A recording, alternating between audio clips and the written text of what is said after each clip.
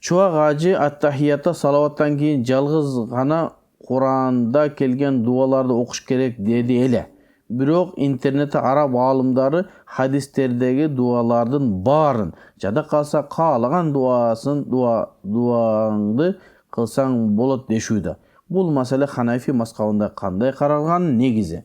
Аллах разы болсун сизден. Жогору жакта эле жооп бердим. Чубак ажы ал жөнөкөй адам эмес. Чубак ажы деген пайгамбарыбызга жеткен чынжырчасы бар илим алган адам. Ал айтса, китептен айтат.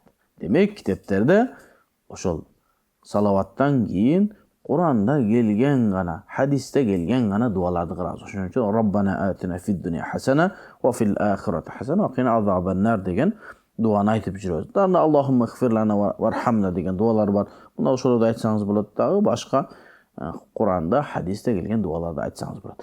Ал эми интернеттеги араб аалымдар, машалла, алар ошо мазхаб кармашы милдеттүү болот. Ал араб болгондугу анын мазхаб кармоосунан токтотуп калбайт.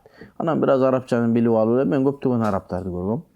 Ошо араб өлкөлөрүндө мен 20 жыл жашап келген адаммын. Мен билем аларды.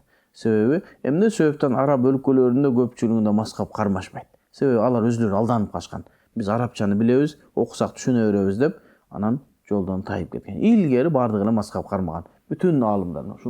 Ушул жердеги китептердин 90% мазхаб кармагандар.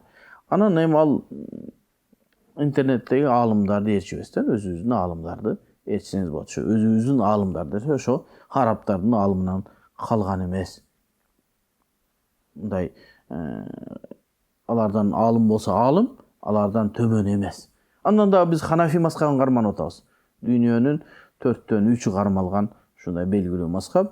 Ошо мазхабты кармасаңыз, бул пайгамбарыбыздын жолу экендигин жогоруда айтып өттүк, адашпайсыз. Ал эми калган дуаларды бул нафил намаздарда кыла бериңиз.